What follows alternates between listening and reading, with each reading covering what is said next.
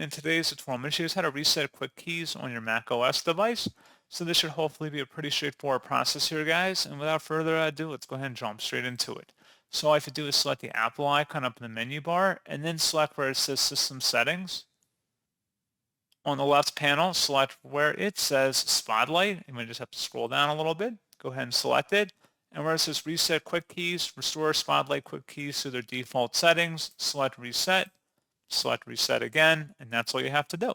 So pretty straightforward process, guys, and as always, thank you for watching. I do hope that I was able to help you out, and I do look forward to catching you all in the next tutorial. Goodbye.